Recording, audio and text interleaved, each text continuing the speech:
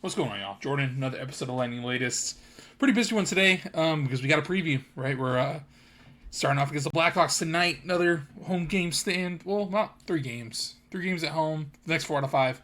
But we're going to talk about that. And we're going to talk about Blackhawks Bolts. We're also going to talk about Vasi as well. A little bit more. Touch on him.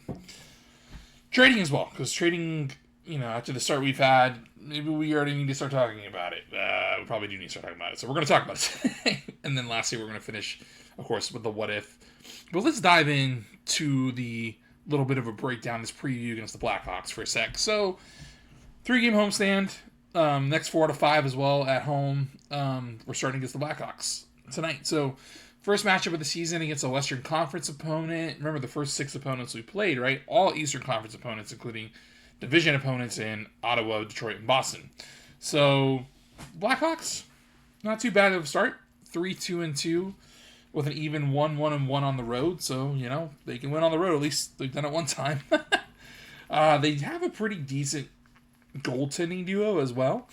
Arvid Soderblom is the number 2 there, but he's played decently as well. He's 1-0-1 with a 3.46 GAA and an 881 save percentage. But the real kicker is Spencer Knight, their true number 1. 2-2-1. So not the best record, but what stands out is the 1.96 GAA so far and the 937 save percentage. So, Kit's shown he can handle his own. He's played pretty well so far. The Bolts attack's going to be a little different than what he's faced, of course, so far. Now, I think the Bolts need to be starting Vasi. He needs to be starting tonight against the Blackhawks and Saturday against the Ducks. All right, we need to continue to let him build up this momentum he's been building over the last few games. Remember, rough start, right? Especially in that last preseason game. But each and single time he's gotten a little better as he's gone out. He's finally, I think, starting to get back into a groove. And it's imperative he gets the playing time to do that. So if he starts tonight and he starts Saturday, that's great. That's exactly what I want to see. Because it's all about getting back into that groove of things, right? Remember, he missed a lot of preseason time and camp time, right? Due to some sort of injury we don't know too much about. We need him on the ice. It's always going to get better and get back into a groove. If he's not on the ice, we're going to have some issues, okay? Now, on Tuesday, different line combinations. Cooper's messing around with a couple of them. First line was Gunsel, Point, and Goncalves. Second line was Hagel, Cirelli, Cooch. Now, we know we talked about Pointer struggling. We're going to talk today about not really too many struggles, but we're going to talk about how we can address some of the struggles we've been having. And we've talked about Cooch struggling as well. I think hopefully these new combinations, these tweaks can really help boost a flaggy and kind of inconsistent offense because, right, we've had plenty of periods we've gone out and shown the firepower we have, but it hasn't happened often enough. It's too little too late or, we might not have won the Bruins game if we hadn't had such good offensive performance in the first and second period. So we need to be better on offense. We have to be balanced. We have to be able to attack and put the puck in the net. We haven't been able to do that. So if we can do that against the Blackhawks, with Vasi continuing to improve, we're going to have a good shot. Coop doesn't expect Max Crozier to play the next 3 games. He told it to Benjamin Pierce on the team website. But he does expect Zemgus Girgensons to make his return. So, if Girgensons is back for tonight's game, will he be in that 4th line center spot that he looked pretty much he had locked up at the end of preseason before he got that? I'll talk about it. We can rant all day about it before that hit against the Panthers. So, I really would love to see him out there tonight. And if he's out there tonight, that's great because we can use all the help we can get on these bottom lines because they've been struggling. So, but let's switch gears. We're going to talk. We talked about Vasi. We're going to continue to talk about Vasi. Now the question is this: it might be really early to ask this question, but should the Bolts trade him?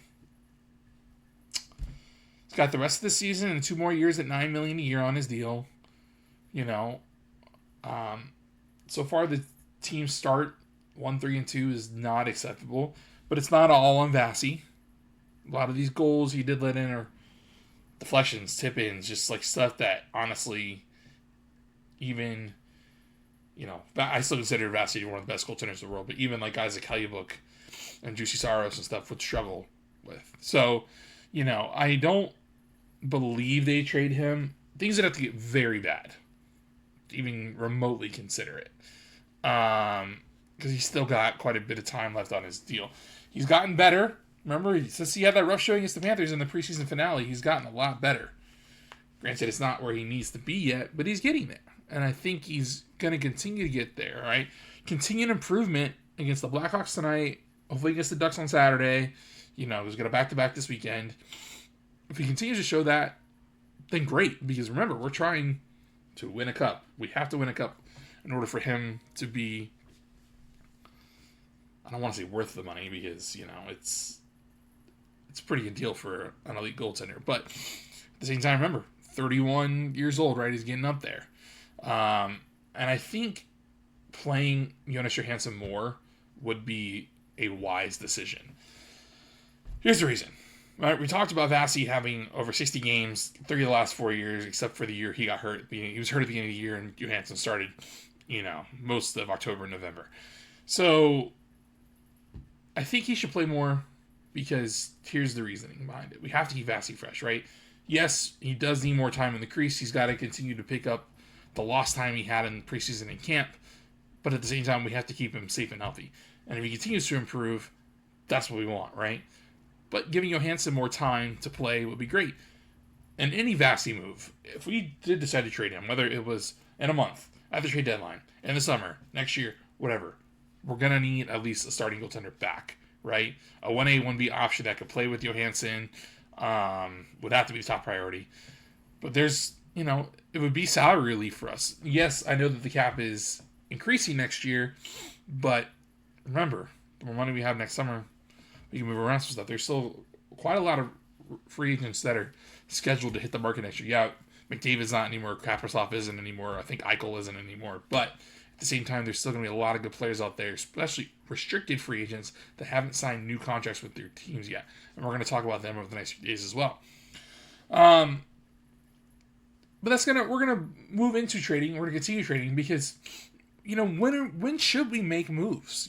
That's the question, right? 1, 3, and 2. Yeah, we're only 6 games in, but guys, it has looked rough. It has looked rough, okay, and it's a problem because in order to get better, right? In order to win these games, we have to score. We need defensive help. We need all these things. Yeah, Coop just reshuffled all of the lines, especially the top 2 lines, because many of the team's top stars, like Point, like Cooch, like Hagel, like Gunsel, they've struggled, and they've been successful players, as we know, throughout the years, right? But they have struggled so far this year. Maybe it's just the lack of time in preseason. Maybe it's just it's a bunch of different factors. I'm not sure. Maybe they're still catching their breath and getting their groove. But they need to get their groove quick. Because we have 8 games against the Western Conference coming over the next couple of weeks. And, it's going to be important to get wins in those games. Because so far we haven't done in the Eastern Conference. So we need to be beating the other conference. It might be tough for B-Boy to deal certain pieces away. Like Geeky, like Lilleberg, Finley, and stuff. Because they haven't looked good or they haven't gotten enough playing time.